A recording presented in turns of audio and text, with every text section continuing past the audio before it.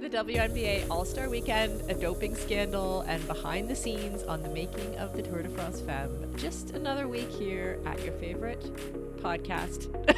Your favorite podcast. Yeah, perfect. Great opener. What I was trying to say is, on the podcast that covers your favorite sports with your feistiest friends. But it didn't quite, from brain to mouth, didn't quite connect. Anyway, hi, Kelly. I feel like on your favorite podcast works too. It's fine. Yeah. It's fine. Yeah. It's great. It's great. It's going great. Yeah, we have a lot of sports. Sorry, go ahead. Yeah.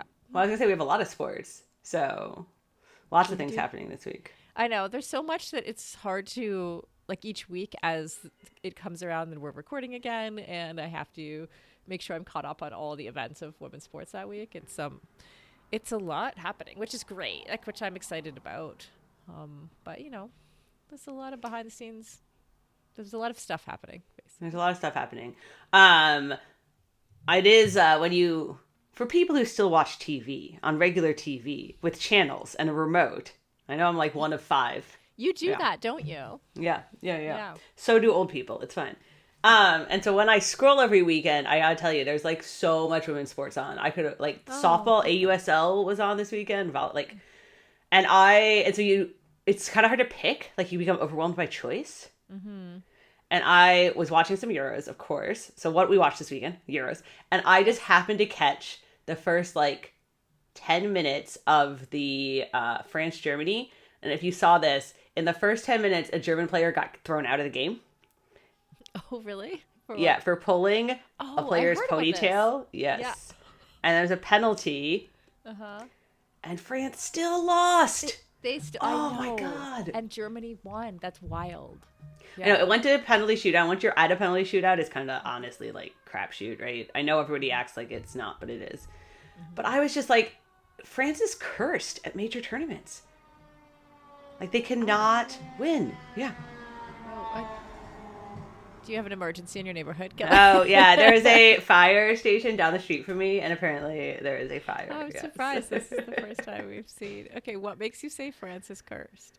Well, okay, so they've been favorites at a number of, when we were in Paris Olympics last year, they were actually the heavy favorites. I was very concerned they were going to knock the U.S. out. They did not. World Cup, they were heavy favorites. They have not been able to advance past quarterfinals in a major tournament. And then they became convinced that this was a mental block. And so apparently this year they've hired this mental coach, psychologist who is on the bench, on the sidelines with them, which is and they still lost. But he says it's not because of their mental game. Of course he says that. Right.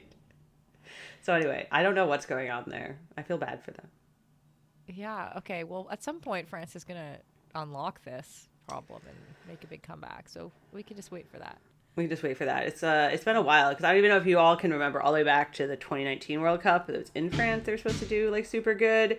So they've had a lot of years here of major tournaments being slightly underwhelming, which is unfortunate for them. But right now, as we're recording, it is semifinals. So I'm not going to predict who makes the finals, because by the time you hear this, the semifinals will be over. And then the finals are this weekend. So yeah. I'm so excited. I like it when it's coming down. I mean, everybody does, right? You like the finals? Weird. I like the finals. I know. I'm such an unusual sports fan, I was with a family member this weekend who really I wouldn't say she was someone who was highly invested in women's sports. You know what I mean? This new surgence of women's sports is is kind of new to her thinking. Right. And it was interesting because she was talking about, because she lives in Switzerland, and she was talking about Euros being there, and was like, Sarah, I was very surprised by how I felt about watching women. Oh, really? Right? This interesting to hear her for the first time kind of processing this thing of it actually made her feel maybe I could do that, even though she's in her 50s and can't do that. You're probably not. We're not going to judge. Whatever. We're just, stacked against her, really. But I think, it's that same feeling that I had when I watched, that we all have when we watch. But it was interesting just to hear someone processing that for the first time. That actually there is a difference. We, and in my head I'm if that difference is from kind of an unsuspecting, like someone who's kind of watching because there's a big championship going on in their country, you know? Right. That's, I don't know. I just thought it was like very cool to go, yeah, exactly. Like you're like, yes, welcome. Yeah, exactly. Welcome everyone who's wondering, anyone who listens who isn't sure, like me, you know, I'm out there trying to find like new sport. I'm trying to find new sports to watch. I watched boxing for the very first time last week. You know, that it really does have that, like, it's a very different effect on me. It resonates much more deeply than watching men's sports. Okay. I do think Euros has been super interesting. I mean, the last time around, the 2022 tournament, which I'm trying to think, because it was delayed a year. It's been interesting to watch Europe get into women's soccer because Europe is soccer mad, right? Like they already loved it. It's like one thing for like the US to get into women's, as we talked about like 2 or 3 episodes ago. Yeah. But Europe cares so much about soccer. Now for them to get into the women's, it has come with some downsides. Like one of the English players spoke out about like she's been getting a lot of racial abuse directed at her because English soccer fans are not chill. Right. I was trying to think of a nice way to say that. So it's come with a lot of like, and then as sports betting has increased too, that's also come with a lot of harassment. So that's the downside, but it is like super interesting to watch. Europe get really behind. It's soccer. It's football. The soccer. And I saw that Basel, it was actually 12 traffic lights that they changed to have the walk symbol be the woman footballer, and that they're thinking of keeping them that way, like not going back to the little green man.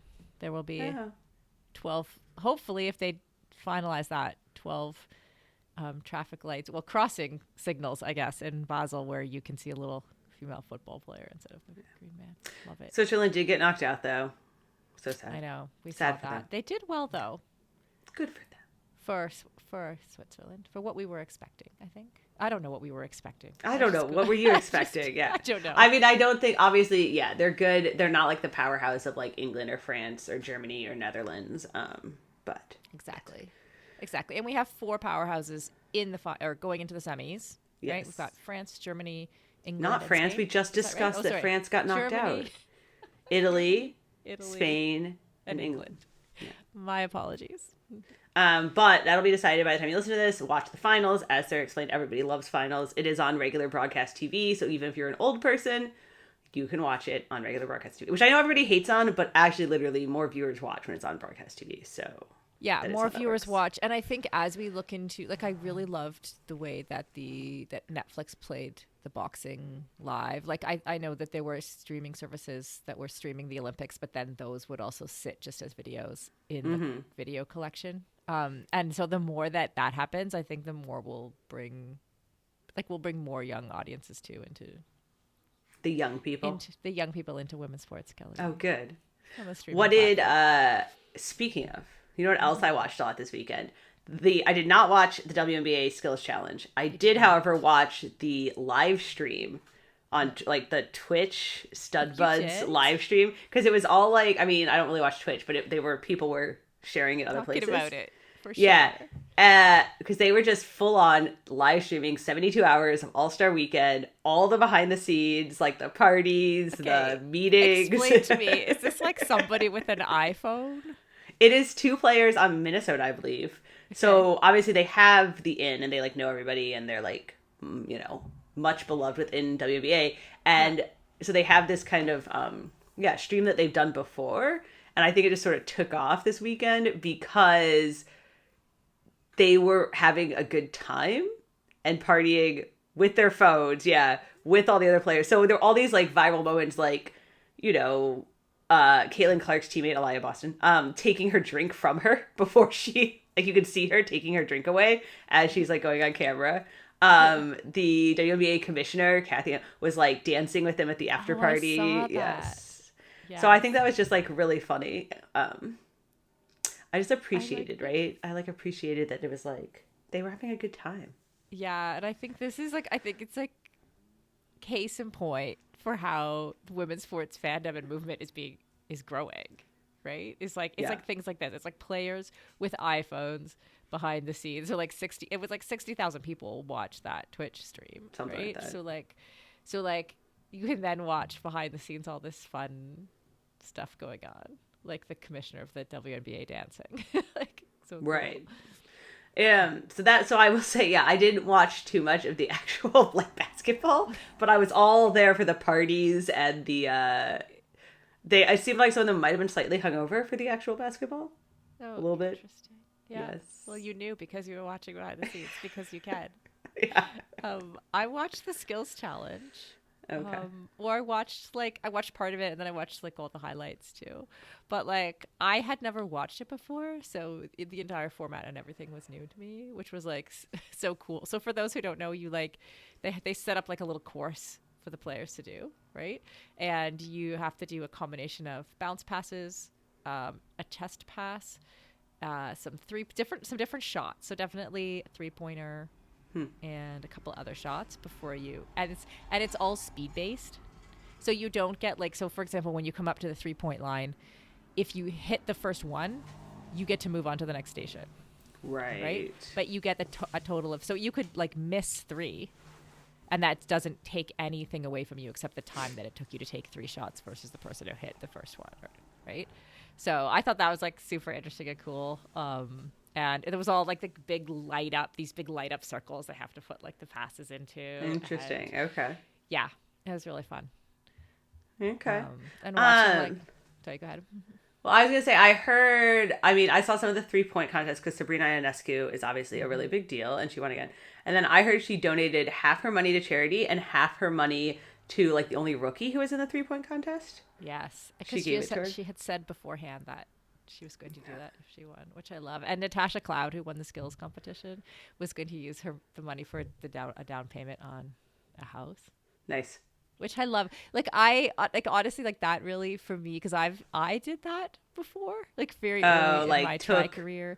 Okay. It was sort of like if I had a offer in on it wasn't a house, it was a tiny condo. But so it was the first condo I ever bought, and I had it all set up, and I needed like to come in the top 3 in order to be able to afford the down payment. Otherwise, I was going to be on the phone like asking a relative to save me. But I really thought, I was very confident. I was like, I can do this, and I came second in the race. Okay. I put my down payment down. It was like a very sweet like sports moment for me. So when I heard her say that, when I heard Natasha Cloud say that she was doing the same, I was like, oh yes, I love this. Obviously, the big moment of the weekend was when they all came out and they took their warm-ups off and they were all wearing t-shirts that said, pay us what you owe us, which is part of the whole WNBA CBA negotiations because the league and the players are negotiating right now for a new contract. And what's the last? It's not going well. They're not like, they're not going well. Negotiations are not going well, according to the Twitch live stream. Oh, well, that's the behind the scenes. So right. You're in the know. No, I think they've been at an impasse, right? Over this whole, like, the players want to be paid more. So anyway, I thought it was really cool. And I think we see this over and over and over again in women's sports, like the organizing. Like soccer's talked about it. The U.S. women's hockey's talked about it, how they organize to get everyone on board. And so clearly, and that was the other part, you could see them all meeting to like plan this on the behind the scenes live stream. Oh, yeah. Now I feel like I've really missed out. Not that like they said they were going to do the t-shirts, but like that they had meetings to talk about it. Right. So yeah, they clearly, and like they got everyone on board, even the hungover players. So it was, and you can buy, I will say, you can now, don't buy a knockoff. There are knockoffs out there of the shirt. Oh, there's knockoffs already? Of course there are. But you can also buy an official one licensed from the Players Association that then the money goes back to the Players Association. And you can buy one that says pay them what they owe them. Because apparently all the fans then in the stands were chanting, pay them. Oh, I love that. Good. Okay, so you could buy a shirt. Right. Mm-hmm. I thought it was like super, I really think, Kelly, I think they have to pay them. Like, I think this is a moment. It is. That like basically you have this league. It's massively on the rise. Right? They're trying to contract this deal, which is literally just the same deal that the men had, like we talked about last week. They have to do it. No, I think you're at a point, because I will tell you, like, general fan, like, I talk to a lot of people kind of generally and, like, in businessy stuff, right? And even the people who are like, oh, well, the WNBA was a charity before, they're like, well, even they are kind of like, it's not like, how could you have tripling revenue and not be increasing? How could team valuations and franchise fees have gone up that much and yet the players aren't? How could Caitlin Clark be worth $1 billion and yet only be paid $76K? Like, it just doesn't make sense to people anymore. So totally. And what they're asking for is a percentage of the revenue, so it scales as they grow. It's not like the same contract. It's not like the literal same amount of money as the men get in the NBA, which really we could ask for. Well, you could ask for, yeah. But they're saying it's a percentage. The standard in male athlete leagues is about 50% of revenue goes back in athlete compensation, and WNBA is only at like 9.8%, and that's ridiculous. So. Yeah. And I will say my 9.8%. So it's almost funny compared to 50%. The other thing is, if you're on the WNBA Players Association has an Instagram, naturally. And their slogan is, "It's just a business," which is like, I actually think it's a really good slogan right now, because they're like, look, it's business, man, just pay us. And so then they obviously were posting a bunch of all these t-shirts and everything. And the U.S. women's national soccer team is all up in there commenting, being like, yeah, pay them. So it's like a whole, it's a whole circle. Oh, I love this. I think they have to. Yeah. Like, so I don't see how they get it. I'm sure, there'll be more arguments about it, but I just don't see. It's kind of like when the U.S. women's national team sort of set the stage in this debate like 10 years ago or whatever, and you had people at parades and stuff chanting like, pay them. Like, I think the tide has turned, right? It's going to go to that level. And especially because it's like, the reason they're not paying them is based on this legacy of like saying, like you just said, like, the WNBA doesn't make any money, blah, blah, blah. It's really, really hard to argue that now in a public facing arena. I think I did tell you somebody that this week, if they were like, okay, well, it used to be, it used to not make money and be like a charity. I was like, by that standard, like every tech business in San Francisco doesn't make money and is a charity. Everything. And there are still like massive men's sports leagues that have losing like years where revenue is lost. Like, that's it. Every business has years when they're not profitable. Like, I also think it's sort of this is a Kelly random point, like, but like, what is profitability anyway? Like, because if you're just going to pay yourself whatever you want to pay and then call that a cost, then like, is that profit or is it not, right? If I can say like, well, I earned out of my time is worth X amount and I need this much money as the commissioner or as the front office staff, but that's not a profit, that's just part of the cost of doing business, then like, why is the players not just part of cost of doing, like, it doesn't make any sense. So yes, like every business, public or private, makes decisions about how they're going to finalize revenue at the end of the year, if they're paying dividends, if they're not, how much, like you said, like how much they're paying their employees, their senior executives, etc., what they're investing in. Like, it's So pay them. And you can get a sticker. I wanted a sticker that said pay the players, but I couldn't find. But you can get a pay them. You can get a t-shirt. So you can get just pay them on the pay them what you owe them is the t-shirt. Pay you can them buy. what you owe them on the t-shirt. Yeah. Okay. Yeah. I think you think you're gonna I might need one of these, Kelly. Okay. It feels like a universal.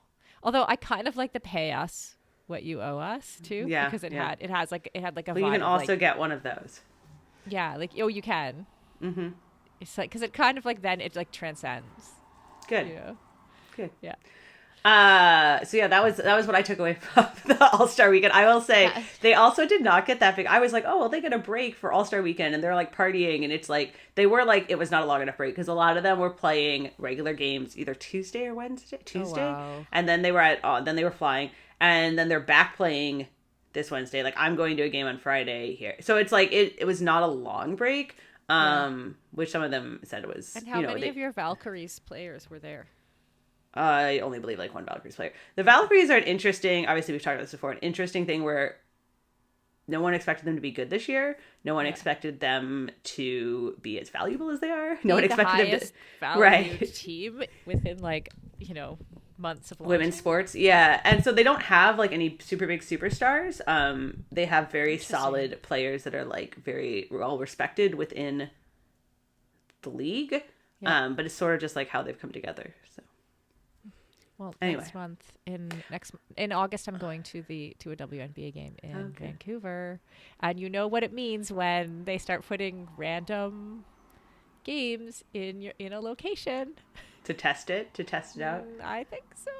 I know, but I told you that's not going to happen before 2030 because they have 5 more teams already coming in the next. You know what I mean? They already have like Portland announced their name for their new team, the Fire, I believe.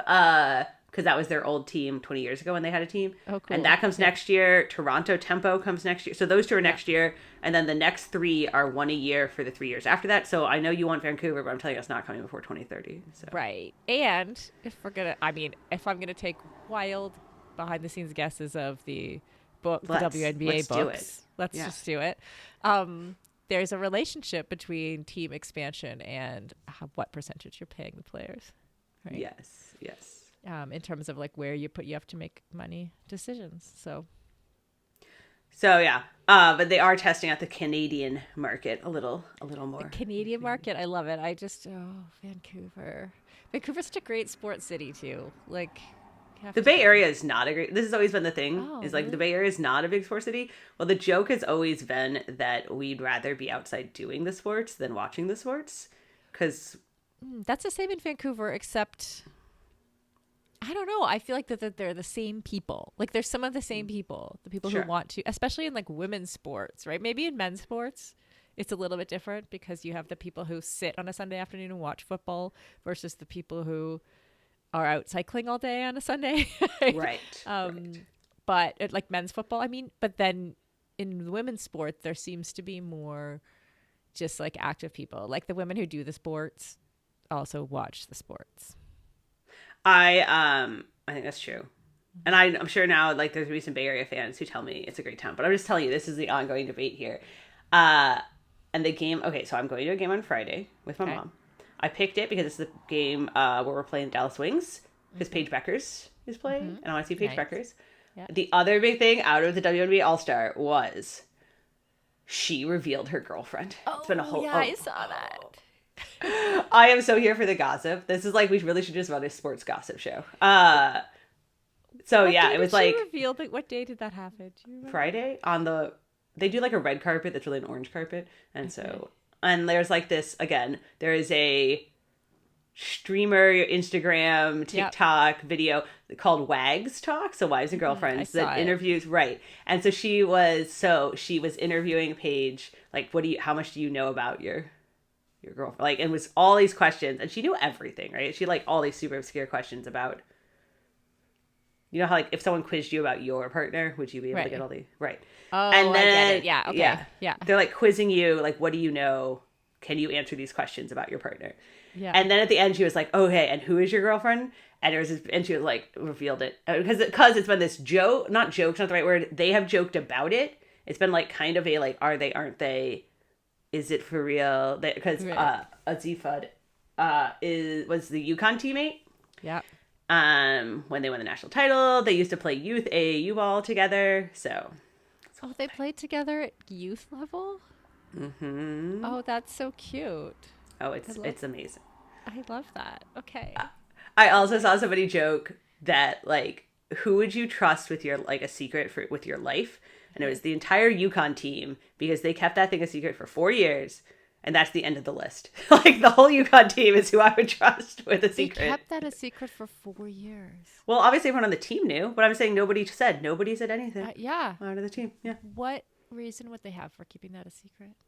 Well, I just think I don't think they were ready to go public and have it be a thing while they were still in college. And like, I mean, Azifad is still in college, but like, so they just like weren't going public with it. And I'm just saying their teammates just like they didn't say anything to the public.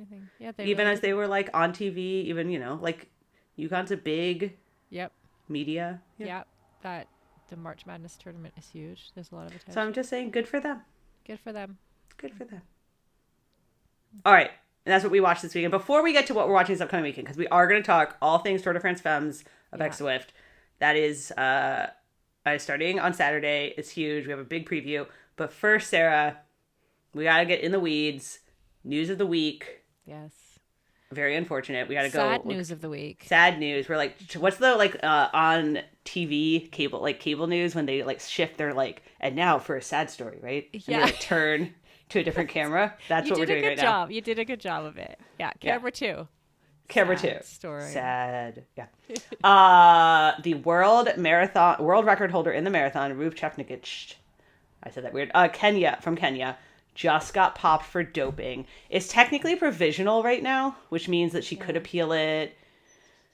That's like a whole different thing about like the process, but she's accepted a provisional suspension for, now what it technically is a diuretic. Yeah, a diuretic, which could be used as a masking agent. Yeah. So the reason for people who haven't had to like sit through a anti-doping seminar as a pro athlete, the reason like diuretics and like IVs and that kind of thing are banned is because they can basically water down banned substances and make it harder for them to test. So this is a diuretic, a masking, and because it is a thing that can be found in other drugs, the amount that qualifies as a doping suspension, if that makes sense, is higher. Like it's like pretty high. Like a lot of anti-doping, a lot of drugs that are banned, the amount's very, very small that if they detect it, you get a ban. This is pretty high because it is in other drugs. And she was still like 30 times the limit or something. Like, it's like, it's not accidental. Yeah. Yeah, I mean, this is how you end up, like, for someone, I mean, yeah, you were a pro athlete too. And like, I've been on doping control lists for a few years. And it's weird. Like the list of things that you can't take gets really weird really quickly. Yeah. And you're like, why this or why this? And a lot of it has to do with like this, like it's whatever she took was a diuretic, but it's used to like stop the testing for. I'm gonna say it. Are you ready? Hydrochlorothiazide. Oh, there we go. Thank you for the accuracy. Yes. But yeah, like you look at that, you think, and then you might be taking meds for something else, and then that's that's one of the substances in your meds. You're like, well, why can't I take that? And then it also gives you an appreciation for like how doping control has to manage all this stuff, because they're like, it's not just like, oh, they had EPO in their system, right? Like it's not as simple as that. It's like you have to look at all of the other substances, like all of the other things that people do to hide doping and ban those things too. Yeah. And I will say, in general, I'm on the side of like athletes, and I feel pretty bad for. I mean that like I think we should like give them more leeway to like prove their innocence, because it's very much a system of like you're presumed guilty and you have to prove you're innocent. It doesn't work the way we think of like courts working in America. Like there is no presumption. Like you are presumed guilty, and then you have to like really, really, really prove that somehow this was an accident or it was contaminated. Like the presumption is on that. And I generally feel bad for athletes, because I think a lot of people think that like athletes have like all this management team and like they know what's in everything they take. But I will tell you, like most athletes in like running or triathlon or cycling, it's just them. And they like are looking at a case of Sudafed and being like, I'm sick. Can I take this Sudafed or not? Yeah. And that can be very overwhelming. Like, and you're looking at words that are like whatever you just said, hydra, blah, blah, blah, blah. And then you're like comparing that word, which like hydra, like how many ingredients have that as their beginning? You're like looking through a list and then looking through all of the ingredients on your, especially in the old days before the internet where you couldn't like. Right. There's like a online database now that athletes can use to look it up. So it's a lot easier. Like you can put in like, NyQuil, and it'll be like, this is banned in these sports at this time, whatever. So usually I feel bad for athletes, and I'm like, well, it is a lot. It doesn't work the way people think it does outside. But yes, this is not one of those cases of like, oops, you accidentally took a Dayquil. Like, no. Yeah, especially because she then dropped immediately. She was supposed to race Boston? London. And she dropped out. And so immediately, like, so because if it comes back, because right now it's provisional, right? And if it comes back, whatever is after provisional, certain. Like if it comes up with an actual doping violation, then she, like anything that she did at the London Marathon would be stripped from her. So, and I think what she said was that she wasn't mentally therefore prepared to race, which may also be true. Yeah. The other interesting thing, Kelly, when I was like reading this, is that like Kenya, I didn't realize this, but Kenya has 140 people currently on doping bans, and this is whereas the other Russia has 61. So which is interesting. Kenya has more than double the people on doping bans. So in running, to be totally clear. Like, Russia's are cross sports. Right. Yeah, Kenya has a very deep, like, running doping problem. And I'm not saying other countries don't. Like, a lot of times that can sound a little bit racist because you're, like, saying, like, oh, well, they have a problem, but we don't here in America. But, like, obviously we do. The problem, I think, in Kenya is that it is one of the biggest sports there. It is the way to make money. It's kind of like in soccer in England, they're getting targeted with abuse because it's so big that, right? Like, once you reach a certain size and it becomes, like, the way you make money and the way you get out of poverty and the way you pay for your house and the way you... Then there's a lot of other incentives to cross lines and there's a lot of agents. This is the other problem with some of these countries. There's a lot of agents that come in and take advantage, especially of women in Ethiopia, in Kenya, in these places that have, like, very good running culture, but not a super strong, like, women's rights culture as much. And, like, and so there have been some very, very shady agents that have also, like, taken advantage. Yeah. And her agent is one of the people who has a number of people who are currently banned. Oh, which is not great. Yeah, that sucks. Yeah, it's when there's other places in sport where, like, there's also the systemic factor, right? Like we saw with Russia a few Olympics ago. No, my memory's like like working against me. But if, like, so in cycling, for example, and we're going to talk about cycling here, but, like, I know there's, like, certain teams and periods of time in cycling history where, like, you basically, in order to decide the team, they took certain blood marker numbers, and if your numbers didn't hit, you didn't get onto the team, and then you weren't going to the Tour de France. And so, like, you can see where that starts to create a structure of, like, okay, what can increase my blood markers from the team's perspective to show that I'm fit enough to go to the Tour de France? Well, this. Or sometimes you even have teams where it's like you have to be taking X substance or you can't go. This is historically, this is not not like I don't know what happens now. I really don't. But I know that there have been periods of history like that, and you know that there have been times with teams and even federations where these kinds of, like, systemic doping issues take place, which is kind of sad. And I'm not saying that's happening here, but 140 people on doping bans in Kenya certainly has there's a red flag. Red flag. I will say the other thing that a lot of athletes have pointed out is, I think, again, from, like, an outside perspective, it's like, okay, well, we caught her and everyone just moves up one spot and gets the prize money now and, like, it's solved. But the problem is that, like, that changed. Like, take her setting the world record at Chicago, for example, right? Which was that changed how that race was run. Like, she went out in, like, a fucking crazy ass pace. And so then the people who thought they had a chance at winning are like, holy shit, like, what is that? And they blow their legs out and they do and they don't finish, or they blow up, or and that happens at race after race. And then those times are used to set the standards for the Olympics or for Olympic trials. And so then you're trying to achieve trials or qualifying times that were set by dopers, and you can't. So how are you supposed to achieve, right? So then you're blowing yourself out and you think you're not good enough and you're not, right? And then that prize money that was used to pay her to come and set a world record could have been used over, like, 'cause she ran Chicago 3 or 4 times, whatever. I'm just using Chicago as an example. Could have been used to pay for other athletes to come, right? So it has this, like, trickle down effect that I don't think people always realize. Alicia Montano, the 800 meter runner, she lives here locally, and I've talked about it. Like, she's talked about this a lot. Like, now she would have had, like, 2 Olympic medals, but that's 12, 16 years after the fact. And she never got that money at the peak of her career. She never had those sponsorships. It took, like... Well, the celebration.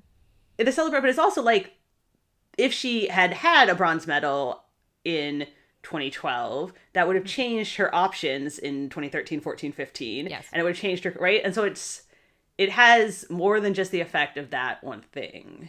Yeah. There's the medals level, and then there's even the level below that, especially when we're talking about track and field, like, of being selected for the team.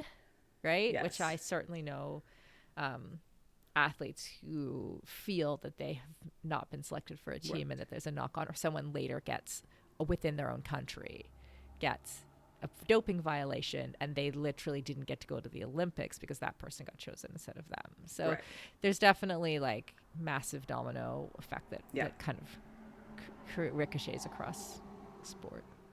I will say the last thing is that it is a little sad that, like, the first woman to run under 2:10, she ran a 2:09 marathon. Yeah. Turns out to have been doping. And it was really, and at the time, especially all these dudes were like, it's not possible. She's obviously doping. And it's like, she's not, I mean, yes, turned out she was. And I think a lot of us were like, it's like, she might be doping, sure. But I don't want us to jump to that. It's not like women can't run a 2:09. It's not like that. It's impossible. I don't want us to think that. It's only a matter of time that someone else does it again. It's just, that is like a sad, heartbreaking side effect of this too. So now the world record goes back, I guess, to being 2:11. Okay. So somebody has to, somebody will. Else. Come on out. It's wide open. If all you have to do is run under 2:11 for a marathon, the world record is yours. This is your sign. There you go. All right. What is this? Now we're going to change cameras, Sarah. We're going to turn back to happy news. Back to happy news. Okay, what's coming up this week? I do watch a lot of local news. And I should get it right, where they're like, in happier news, this weekend. Yeah. You should. You've worked for like mainstream media, like NPR and stuff. Yeah. You know how to do this. You can make the transition. Got it. Yeah. In other races, this weekend is the Tour de France Femmes, and that was what we wanted to do. I mean, that's what we're going to be watching. When you ask, like, what sports are we watching this weekend? It's the TDFF. And so we did want to do a big preview today. Didn't want to talk about it. I feel like for people who don't know, high level, Tour de France Femmes avec Zwift. This is its 4th edition. This is the longest one yet. It is 9 stages, has some of the longest stages, like queen stages at the end, which means like super big climbing. There's teams. Every team has 7 riders or 9 riders. And you try to go for the GC, which is the general classification. But basically the total time over the 9 days, fastest person wins.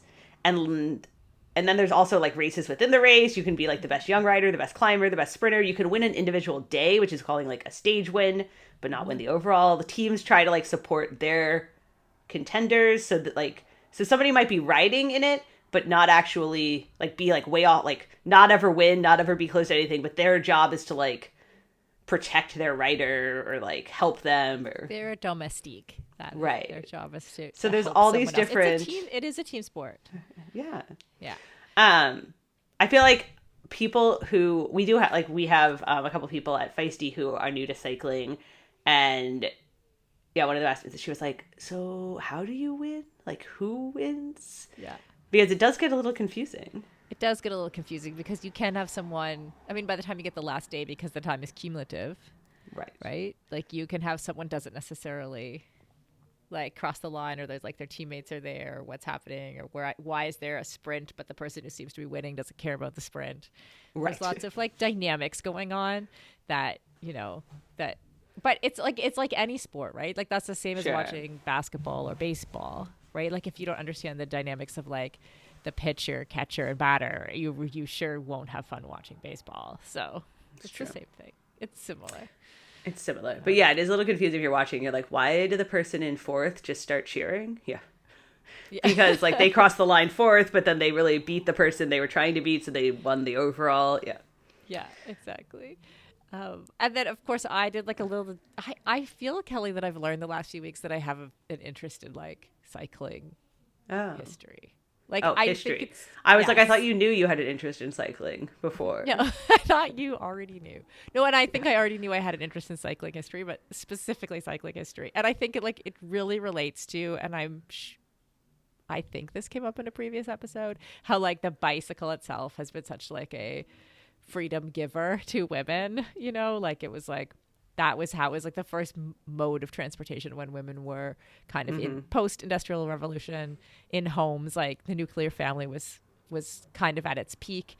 And then like how did women, prior to that, they could only walk places. So the bicycle gave them a chance to like get out of the house, to meet. And then you have like the suffragettes and so it goes. Right. And so like, I think, the bicycle really like it, I don't know, it just sits in my head in this like place that's aligned with like the freedoms women have and women's involvement in sport. And then you have the sport of cycling, which of course has been like almost a little bit, what'd you call it, like very slow to change, right? If you will, in this new era of women's sports. But we have all these like wonderful little like attempts to have a women's Tour de France. That's what I was going to say, is if you look back, Like most people will say the first one was 84 when there was like an actual women's tour in Yeah, conjunction well, with the there was men's one in tour. 1955. That's what I was gonna say, but there really was secretly, like one way back when that was like 13 or 14 stages, but it only had Yeah, like 30 or 40 riders finish it. right. It's like It was great. smaller. It was like this small 1950. little, yeah, Yeah. 1955. Yeah, just that was just like women just getting on their bikes and going, we can do this too. Like Yeah, it's such a yeah. simple, And then yeah, and then you had like between what did you say? 1984, you were right. 84 to 89 was like the it's called the ASO now, the organizing committee that runs men's cycling. It wasn't called that then. But the organization that put on the men's tour also put on a women's tour from 84 to 89. An American won it in that first year. Oh, Like Go America. Yeah. yes. Um, and then they stopped putting it on because Sarah, the media just wasn't interested in women biking, and there just wasn't any money, and it was very. And you're like, It's the same. I oh, mean, honestly, like weirdly, we just talked about the WNBA, NBA like yes, relationship with and the pay us what you owe us t-shirts, and literally the argument's the same. Like the folks who own the Tour de France were like there was like arguments around using their trademark and using their it was name in order to have like a women's event, and this like argument just like went on, and they were like, it's not viable, we're not doing it, and no, you can't use our name to do it right. Because after essentially. they stopped doing it, some other people tried to put on their own, and there was like kind of different iterations of people putting on a women's stage race in France. And then yeah, they were like, you can't call it a tour. Like Yeah, we own cycling. Yeah. yeah, Um, and then 10 years ago, 15 years ago, there was kind of some female cyclists who organized. I know we were both 2014. 2014 with friends with one of the women who is very and they got one day. They got a one day. They got one day. So Catherine Bertine, who's a great friend and did a great job at advocating for this with Marianne Voss, Emma Pooley, and Chrissy Wellington, who was an Mm-hmm. Ironman champion. And they what they called it was they wanted to have a women's tour that went on the same route. And I think what they ideally wanted was it to be either for the women to leave like ahead or behind the men, like on the same Right. day. So you like so that argument about the media, so that they could kind of like the media was Sure. Okay. there, they could kind of fit in. I think that I'm pretty sure that was like really what they wanted in the essence. They ended up with one day, but they Yes. called it their Le Tour Entier, which I love. It's like it means like the whole tour, like the total, Okay. meaning like there's something missing if there's no women there. But in the end, they got one day and they called it La Course, and it went Of for course. how many, like 8 years or It so? went for like 8 years, and there's a good Catherine did a good documentary called Half the Road, kind of about the effort to get that. And then kind of coming out of the pandemic, Zwift came on as a title sponsor for the Tour de France Femmes. And we actually talked to Kate Veronneau, who runs women's strategy at Zwift, which is like such a dry title to explain that she basically got the tour to happen. She's very much the like one of the big people behind it, working from Zwift's side. And so she told us a little bit about kind of the growth they've seen, how exciting it is, and what we should look for this year. All right, we have Kate Veronneau, the director of women's strategy at Zwift, which I feel like is not a title that fully encompasses how you are one of the people just like behind the scenes here in Tour de France Femmes avec Zwift. Like you've been Oh, at it thank since the you. ground level, right? I have. Thank you. I'm celebrating over 9 years at Zwift, and Oh. this is the most incredible extension of an early commitment we made to, growing and elevating women's cycling. So it's great to be in this moment. I wanted to start by talking about like, yeah, why did you guys want to get involved with bringing? I want to say back because there used to be a Tour de France for women, Correct. but why did you want to bring this back? Why was it important to have a full Grand Tour stage race for the women? Yeah, the Tour de France Femmes avec Zwift, it was so important because women's cycling really could not grow without it. This Mm-hmm. is the biggest stage in the world, and women weren't there. So this partnership came about because it's actually a COVID thing, where over Okay. COVID, the actual Tour de France was on pause. It was Mm-hmm. uncertain if it was going to happen that year, 2020. And we got together with the organizers of the Tour de France and said, let's do it in Zwift. Let's do like an exhibition style race in our virtual video game world because all the pro riders were Right. already using the product.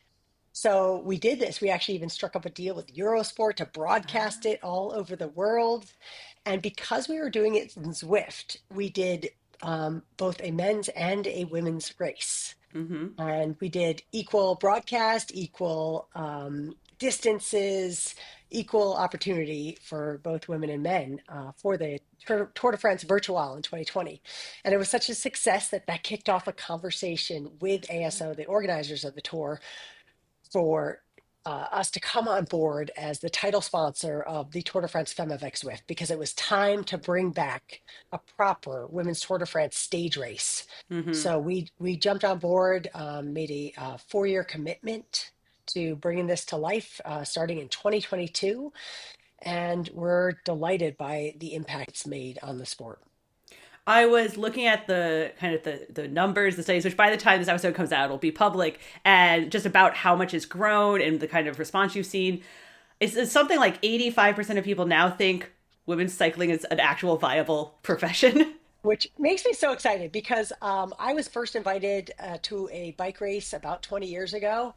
And I saw a pack of men go by. I'm like, oh, wow, this is really cool. And then all of a sudden, a pack of women went by. And I was like, wait a minute, women race bikes? I didn't even know it because I Uh, never had seen it. So, the fact that this race has helped professionalize the sport so much more and make people aware that this is something that not only they can, chase the dream, but they can be a huge fan, they can invest in it, they can follow it. One more great sport to put on your radar. and you've obviously been on the ground every year. How has it grown? How have the crowds grown? Like, what's the excitement level like? Oh, it's nuts. It every year I'm like, oh man, that was too good. It can't get better. And then it does, and I'm just over the moon. The crowds by the roadside, just lined on the streets. Okay. We've included now every year has a big queen stage, so you have that epic classic, iconic mountain stage for a Mm-hmm. tour where people are all up on the mountain. So many cyclists literally ride up to kind of, cheer the peloton on as they go by. You're really seeing so many more fans on the roadside, but the biggest thing is social media and how Mm, much that has grown. And it goes along with the narrative we're seeing across women's sports growth is sure. that the content that women create as athletes, the engagement of women's sports fans is excellent. And we've seen incredible growth in that area, and it's doing wonders to bring new sponsors and new fans on board to watch the Fem. Now I'm curious, like, who are the most popular on social writers? Like, who are the ones that have like really big fan bases? Well, let's see. Demi Vollering, Sure. she won in 2023, and then Cassini Wadoma from Mm-hmm. Canyon Swims onto Crypto, winning last year by 4 seconds, the closest Yes. margin in the history of the Tour de France. It's incredible. So, but there's there's tons of great ones. It's great. Oh yeah, I was just curious if there was one I was missing. The social clips that made me cry last year was Cassia winning, and her husband, who's also a pro cyclist, was like running across the Oh, field to greet her, and I was like, oh, there's all these moments. And what you're seeing too is they're overwhelmingly positive. right. There's so much positive sentiment around the race and deep engagement, higher engagement around the moments than in general for on the men's side of the sport. So that's a area that women excel at Mm. as athletes, and so we're seeing that really propel this race to new heights and propel these riders to new heights and bring new sponsors on board, like Nike sponsoring Demi Right. and FDJ Suez is huge. They It's they put a lot of money in that too. massive. Yeah. So talk to us. Last year, you said like it did end on that kind of like Queen stage, very dramatic, like the two of them kind of going at it. What is the preview it for us this year? It's 9 days, 9 stages, longest we've ever had. Where are Correct. like the key moments, the key Well, stages? the Grand Depart in Brittany. So the cool thing about the race this year, it's entirely in France. It's going to go Mm, from the western side of France in Brittany all the way across to the High Alps. The early stages, there's no freebies. It is going to be full on from the start. The first couple stages are like death by a thousand cuts. It is, it looks like a sawtooth. It's just a Okay. million little climbs. So it's going to be full on, a lot of attacks. You don't want to miss a minute of those first couple stages because we all know a lot can happen. You can't win the tour in the first couple stages, but you can lose the tour. Right. And then we're going to go clear across France. Those couple middle stages, no rest for the weary. There are, I believe, three mountain stage, two flat stages, three hilly, and one medium mountain stage. So a lot of climbing this year. So you'll see some epic attacks, probably some incredible breakthrough performances from riders looking to take the opportunity when the world is watching Right. to make a break. And then we go into the high Alps, and the Queen stage on August 2nd is what to watch. The riders Okay. are climbing 3,500 meters. That's over 11,000 feet of elevation, a massive stage, the biggest we've had yet in the Tour de France Femmes avec Zwift. Going to be fireworks. Huh. So we'll be up there on that Queen stage, watching the Queens throw down, and that will be a huge determiner of who the Queen of the Tour de France Femmes avec Zwift will be this year. And there's no time trial this year. No No team time time trial. trial or individual time trial.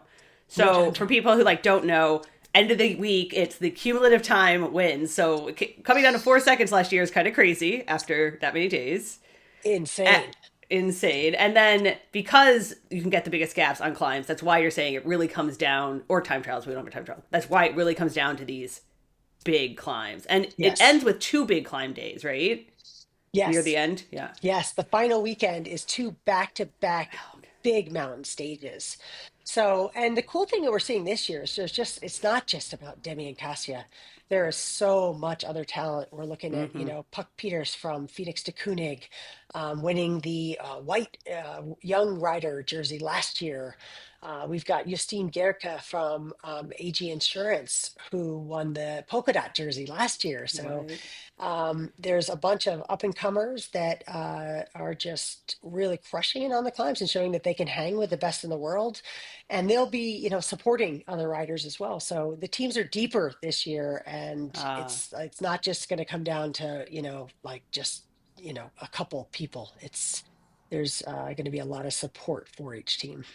yeah, I feel like that's what we've seen evolve in the last 5 to 7 years as the teams have gotten bigger budgets Hmm. and like development. Now it's not just a couple of superstars, it's like the whole squad. Yes, yes, and Yes. behaving like a proper squad, proper sprint trains and breakaways and lead outs up the climb, setting Yeah. the pace and a high, pace going up the climb to try to burn out the competitors. It's going to be All that kinds really, of strategy. Yeah. yeah.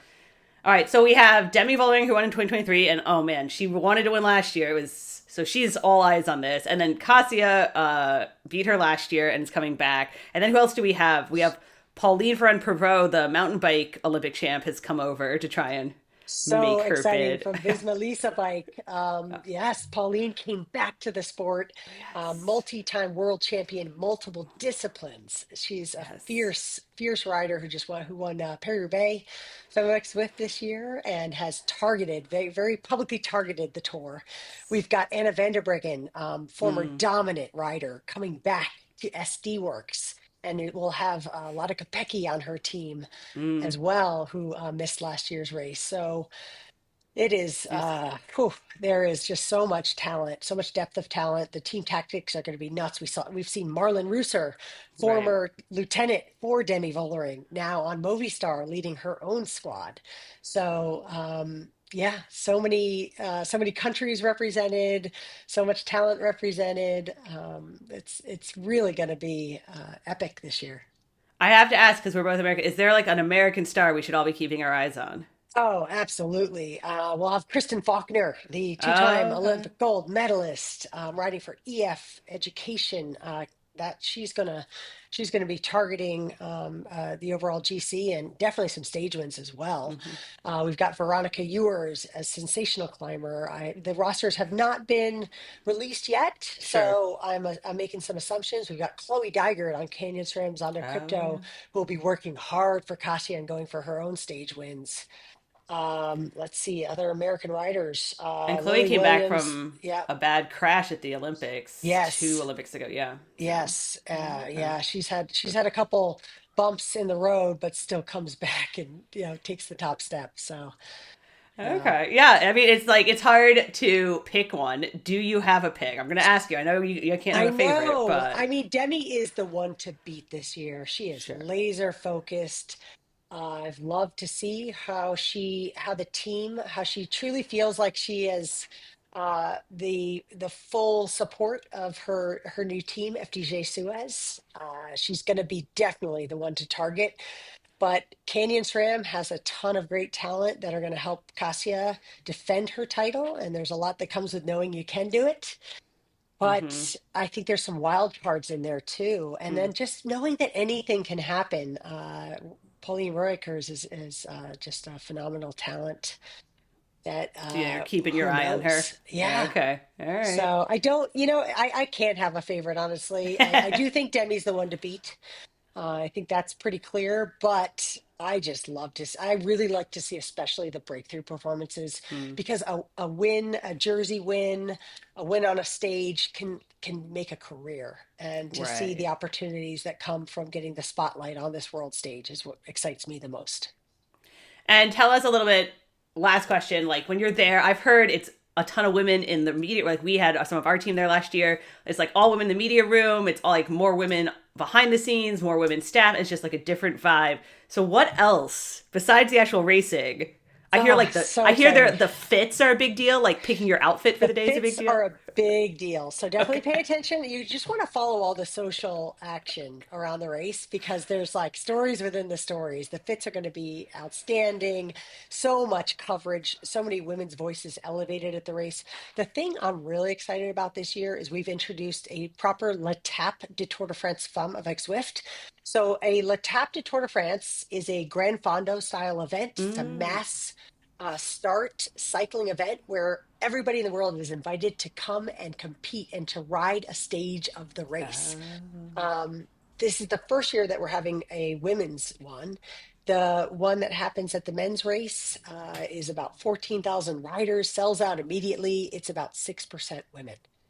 And this is the first year we've introduced a L'Etape du Tour de France Femme avec Zwift, and we're at 6,000 riders. 33% women are doing the Okay. queen stage of the race too. So we're going to go out there and we're going to actually complete that full stage eight that is over 3,000 meters, Okay. and just have a big party at the top. And then you ride up the stage and then you can actually hang out and watch the femme from up there. So I was gonna say, don't you have to that's a big start? moment. You have to start pretty early to get done Way before the. early, way early. Okay. It's like a 6 a.m. start. You'll have a sea of people going up the climb, all wearing like Watch the Femme kits, bringing the energy. And that's what our dream is, that this race inspires participation, that inspires women, especially to come out and chase their goals. And to enjoy the scenery, enjoy the race action, and also have their own individual challenge. So it's going to be a Awesome. special day. Well, it sounds like it'll be fun. I'm sad we're not going this year, but We're going to you'll miss have, you, but we know the coverage is still going to be great. So and you have to tell us how it is there. So great. good luck. Yeah. Thank you so much. One of the things I didn't realize, because a lot of this like we had heard before from Kate because we've talked her on and off of the years. I didn't realize that they were doing a big mass participation ride this year for like the Queen stage, and that they've had so many women sign up. Like that Oh, is really cool. that's such a great idea. I'm surprised it took till this year to do it, but I think is I know. fantastic idea. I think we should Uh, have a tour where like amateurs can ride the whole thing too. yeah, well, people like do bike tours ahead of the men's, and I'm sure they do ahead of the women's too. It's like less of a thing yet. Yeah. Um, But yeah, I really wanted to, and I know she said they have to start very, very early to get done before the riders get to the top, but I kind of want to know, like, how early would I have to start? Like, would it take me, like, 10 hours? Do I need to start, like, 3 a.m. to be done in time? Well, I think if I recall, this is the men's tour when I was living in France, okay? So it's slightly different probably for the women's tour, but I was a pro triathlete at the time. Right. But I used to do this climb during training where the tour came through one year, and it was one on my regular training route, and and it was a pretty like steady climb, like it wasn't that steep, and I used to climb it at about 20 k's an hour, so you're moving. It was a long climb, but you're like steady. When the tour came through, they climbed it at 40 k's an hour. Oh, okay. And I remember being like, oh, they're literally going twice as fast as me. And I was a pro athlete at the time. So I think, Kelly, we'd probably have to give ourselves like double the time of whatever they're expecting the stage to take. Mm-hmm. Okay, that's my guess. Noted. I think we should do this next year. I know, so one of our colleagues who runs our cycling brand went to the Tour de France Femmes last year, and they were basically spent all their time like driving between like the logistics are just like crazy. So I don't want to do that, but I would like, so maybe we just go and we just ride it ahead of the riders every day. Ride with this is like one of those things that sounds easy in practice, but like, or in like right now, but then in practice would be like ridiculously hard. But like, we could just like put our phones in our pockets. Yeah. And then go and ride ahead of time. Yeah. And then get beautiful videos of the French countryside and the riders coming through. And then just ride to a hotel, pay with our credit card, wash our cycling kit in the sink, and do it again the next day. That'll work, right? Yeah, totally. Yeah. It sounds like something I would want to do. I will say, so last year's Tour de France Femmes, super, super exciting. Kasia Niewiadoma ended up winning by 4 seconds, which is like the smallest amount in any tour, men's or women's, that anyone's ever won by. And it came down to the very last stage. And like we were saying before, the people who are fighting for the win were not the winners of that day, but she knew that Demi Vollering was in second. Demi Vollering really wanted to win. Demi Vollering won in 2023, and Demi had a crash earlier in the week, and it was like a big controversy. People are still arguing about it. Demi's still a little sore about it, as she's been posting on her Instagram stories, because she lost time after the crash. Right. So on that very last day, Demi went off, took off, and knew she had to put in enough time on Kasia to take the overall lead, right? And so she's going off the front, and then Kasia knows that she can't let too much time be put in, so she's just trying to, and she ended up, and so she's behind Demi, but nobody knew how much until she crossed the line. And when she crossed the line, she had held on by just 4 seconds. It was crazy. Where I was going with this was Kasia's husband is also a pro cyclist. And last year, in order to watch her on all the stages and be ahead, like we said, it's really logistically complicated, as all our colleagues will attest. So he was riding ahead and camping every night to be able to be up there before the roads got closed down, to be there for her. And so he was just camping in fields, running on the side, it was crazy. So there's this video of him just running through a field to get to the finish as she's finishing. Oh yeah, I remember that. Yeah, and it was crazy, and I was just I was crying, but it was great, right? It was this is, and he finds her, and they're hugging through the fence. It was very, I know. And then so I saw somebody post it and be a tailor to someone's Kasia, right? Go out there and do this for your partner. Yeah. Yeah, that's a wonderful story. Yeah. So I don't know that we're gonna have that dramatic a tour this year. Oh, I hope we do, though. And we have 9 stages this year. Is that right? 9 stages. So it went from 7 to 8 to 9, right? Through these first 4 years. Yeah. And starts this Saturday. The first so many stages are technically flat, but kind of like Kate said, they're very up and down for the first 3 days. So there's definitely a little steep, punchy climbs. Then there's 2 actual very flat kind of sprinter stages where I think we'll see some of the sprinters. And then starting at the very end of next week, so it starts this Saturday on the 26th. So it ends the following Sunday on August, what is that? 3rd? 4th? But starting the end of next week, that Thursday, Friday, Saturday, Sunday, it gets progressively crazier. And so there's like a bunch of like climbing stages at the end there. And the Queen stage is the Saturday where they end on like a famous climb, like Col du Madeleine. And it's going to be like very, very epic on that Saturday. But then it's not over. That is like they still have another day on Sunday. Right. They do like the men do. They like do a little. No, it is not so the men do a little like celebratory lap around. This is not celebratory on the Sunday. Oh, okay. It is It's still a a big stage. climb. Okay. Yes. So basically, if it's like close then someone will try and go for it on the very last day. Yeah. And we're making a little bit of guesses about who will be there because every team could bring whoever they want on their team. But I think we assume like Demi really, really, really wants to win. She's a little hostile about not having won last year. And she's a very, very big deal at home. Like Nike sponsors her. Nike's put a lot of money into her. Kasia will be back. We also have some people who have like really shown their form in, the Giro, like we were talking about a couple weeks ago, Tour de Suisse.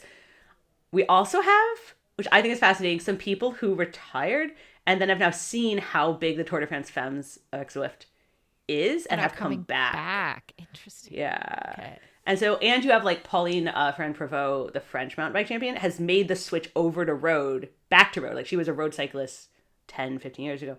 Yeah. Because she's like, this is too big a deal. Because she wants to. I mean, totally. Yeah. I would do that. That's I feel that in my bones. Like if like the sport that you were, that you just like struggled, you like sofa surfed to make it happen and you made your career like that. And then and then suddenly you have this and you're still young enough to go out and have a crack at it and you get on a team. I would do that too. You would do that too. I thought it was really interesting what Kate said that like women's cycling, like at the beginning when she was like, because she had to go and pitch to Zwift to become the title sponsor of the Tour de France Femmes, and like that women's cycling would not be viable without the Tour de France Femmes. And that was like an interesting connect the dots point, I think. Yeah. That like, it's like, okay, you had all these other women's cycling events going on, but like the Tour de France was so big in the cycling psyche that you had to have like a women's version in order to like grow the sport. And I think otherwise people are like, what are you talking about? Yeah. And she's kind of been right about that, which like just ties back to these riders, these retired riders who might still have it in their legs coming back and like, let's go, Sure. Like Anna van der Bergen came back. The other thing I think is interesting about Zwift's sponsorship is that they committed to 5 years. It's through next year. Okay. Because, and I think one of the things we've seen a lot of times when people are like, oh, we want to get more women in, they commit for like a year and then they're like, oh, we didn't solve systemic sexism in like a year and a half. That's weird. And then they're done. They're like, well, we didn't see it. And so so it's only now, I will say it's like even like a year or two ago, we were not seeing the ripple effects yet. And now we're seeing, okay, there are more women riding. There are more, like Lottie Kopecky is like massive in the Netherlands. And literally like more girls are signing up for cycling now because they saw, but it takes a little while, right? Like you can't, it doesn't happen overnight. Right. And then it takes a little while for a company like Zwift to see an ROI on that because like not just so you're making a play that grows the whole sport, right? For women. And then the trickle down onto your tech platform is another level. Yeah. Yeah. But you can see, I will say a lot of them do like Zwift, like team, like rides and stuff, which is kind of fun. Like I'm not a big indoor rider because I'm in California, but like they do a lot of, you can ride with some of these people, like some of these athletes, which is kind of cool. You can also follow a lot of them on Strava and you can see their, like after the stage, you can see their effort. Yeah. And their like power numbers and all that. So that's cool. It's the equivalent so it is very of accessible. of watching a Twitch stream of the WNBA. It's totally the same weekend. Yeah. It's like the behind the scenes, like how fast were they riding? Where did they ride? Who did they ride with? Yeah. And for people who are in the weeds and love like the power numbers and the heart rate data, you can like to see it after somebody also like wins a stage is cool because then you can be like, oh yeah. Well, I was gonna say then you can be like, I could do it, but actually you'd be like, oh yeah, no, I can't. I can't do that. Kind of like me living in France. So I will say, the last thing I want to say, though, about the Tour de France Femmes, super exciting. We will have some coverage on the Feisty Media Instagram accounts and on our Girls Gone Gravel cycling account. We have, like, some people we're collaborating with over there on the ground. I will say that a couple weeks ago on the podcast, when I said that I think women's racing can be more exciting because it's developed into its own thing, it's punchier, it's faster, there's not a lot of wasted days, and that I find the men's Grand Tours boring, holy shit, did I trigger a bunch of dudes. Oh, no. Like, oh my God, the amount of dudes in my notifications telling me that I obviously don't understand cycling. Well, and you weren't saying that, like, I can hear Ollie. You weren't Oh, my saying, kid is crying. Yeah. You weren't saying that, like, men's cycling is boring. You were saying that the format, like, it's like they didn't even take it, like, the format of the 3 weeks, and it's just like it just like drags on a little bit, and it's not as punchy. I just thought it's not. Yeah, there's a lot. Like, and the reason I know there are a lot of empty days is because when I was 25, I watched every single stage of the Tour de France, and I read, like, the preview booklet every year. And partially there wasn't a women's tour to watch, so I watched the men's every day. Also, I was 25, and I had 4 hours a day to devote to watching cycling. And so part of me is like, wow, dudes, like, chill out. Someone can call your thing boring. It's fine. Yeah. But secondly, when I said I don't have 4 hours a day to watch cycling for 3 weeks, every woman I know was like, yeah, no shit. All these guys are like, you just don't understand. If you have 4 hours a day to watch cycling for 3 weeks, you should ask yourself, who is taking care of things in your life to give you that time? Yeah. No Especially kidding, if you have eh? kids. I'm just saying. Yeah. Yeah. Yeah. No. I mean, it's gonna happen, Kelly. We're gonna trigger. So So apparently these dudes have a lot of time, is all I'm saying. And enough time to argue with you about it. Right, not just to watch In addition. 4 hours. In addition. Yeah. Because, like, the men's tour is on, right? So It is currently on. And Yes. they've been good tours. But yeah, there's a lot of downtime in between the highlights. So, all right, to finish up, Sarah, what are your feisty picks of the week? okay. Are you ready for mine? Oh yeah, let's do yours. Go ahead. Okay. I'm low-key obsessed with American Ninja Warrior. If I people love don't it. know. Yes. And there's all these different things. Like, women are very popular, but it's, like, hard, right, for, like, the women to do as well because, like, upper body strength and size and all that. Anyway, just the 4th woman ever to make it through semifinals, national semifinals, went through last week, and it was like, and she hit the buzzer. It's very exciting. And then last night, after we were recording this, the 5th woman ever did, and I'm talking, like, ever. Oh. Like, the first person to do it was 10 years ago in 2014. Yeah, I remember. And, like, only 2 other women had done it in the decade since. Yeah. So then you get the 4th woman a week ago in the first semifinals. And then yesterday, this 17-year-old became the 5th woman ever. And if you... She's 17? She's 17. And I gotta say, like, she looks like a normal 17-year-old. I think she's just, like, very good at the skills, like the hand, and has excellent hand grip strength. Yeah. And if you don't watch these things, they are just, like, very, very exciting. It's, like, a very exciting 4 minutes because you just don't know. Yeah. You're just like, what's going to happen? You got me into American Ninja Warrior, and I do also love it. So I'm gonna tune into this now.